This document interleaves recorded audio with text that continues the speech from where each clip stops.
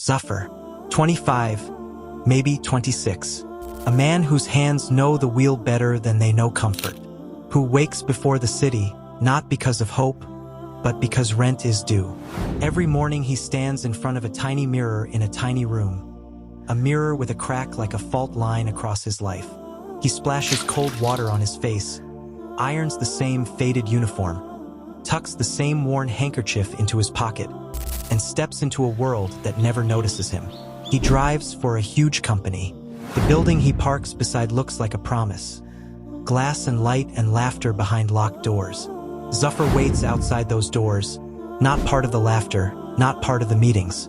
Only a name on a list, a uniformed shadow who opens doors and drives people home. Lunchtime is a small grief he carries daily. While boardrooms fill with plated delights, Zafar eats alone in his car.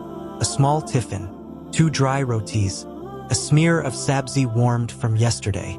He watches office windows full of people who share jokes, who pose for pictures, who call each other by first names that sound like belonging. He looks down at his hands and thinks, I work, I sweat, I grind, and still I am invisible. His phone vibrates, another feed. A friend at a cafe, a colleague's new watch, a smiling family on a holiday.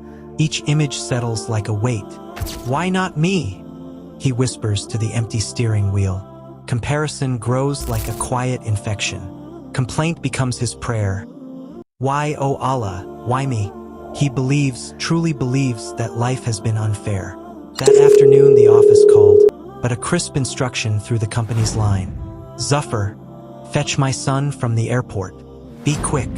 A simple order given over a phone, the kind of order Zafar never questions. He drives. The city slides by in the same gray rhythm. When the boy steps into the car, Zafar checks the rear view. Habit, curiosity, a hollow hope. They are nearly the same age, but their worlds do not share a border.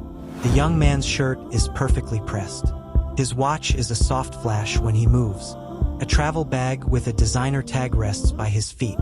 An assistant sits beside him, neat, unobtrusive, carrying a paper cup of coffee in a small carrier. At a signal, the assistant lifts the cup.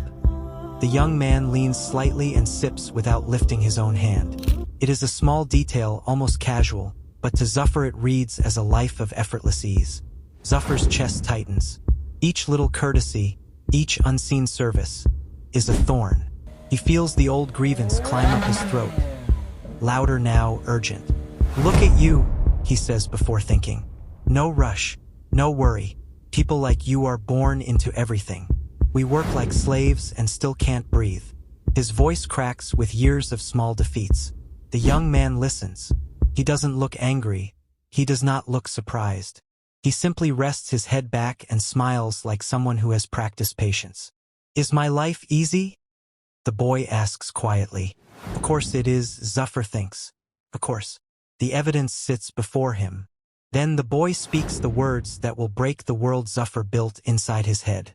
If I offered you my life, my home, my wealth, my car, my name, would you take it? Zafar almost laughs with relief. Yes, he says instantly certain. Who wouldn't? The boy's face grows softer. I would give it all, he says.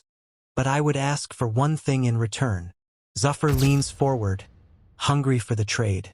Anything. The boy meets the rear view for a heartbeat, then looks at Zafar as if seeing him for the first time. I need your eyes. The words fall like a blow. Zafar stares. My eyes. The boy nods. 2 months ago, an accident. I lost my sight. These, he touches his face lightly, are not mine. They are glass and plastic. They sit there, but they do not look. I cannot see the sunrise. I cannot see my mother's hands. I cannot see the cracks on the road I drive over. I cannot see your face right now, Zafar. Silence swells. The certainty that burned inside Zafar moments ago collapses into something else. A cold, shameful awareness. The boy asks, softly, would you still trade for this life, if living it meant walking in darkness?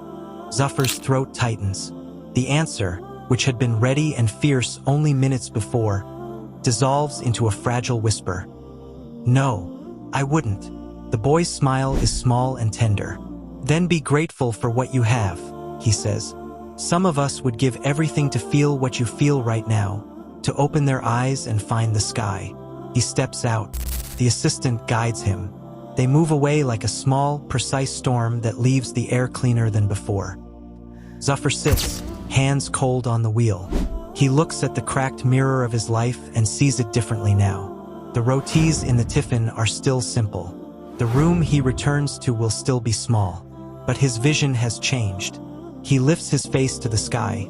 The thin slice he can still see from the parking lot. And for the first time in a long while, he counts blessings instead of debts. Alhamdulillah. We believe we suffer. We count what we lack and forget what we hold. Sometimes Allah answers our complaints with a different question. One that shows us what the true blessings were all along. Be grateful for your sight, your breath, your small warm meals, your routine, your ordinary days. Because somewhere, someone is praying to see what you take for granted.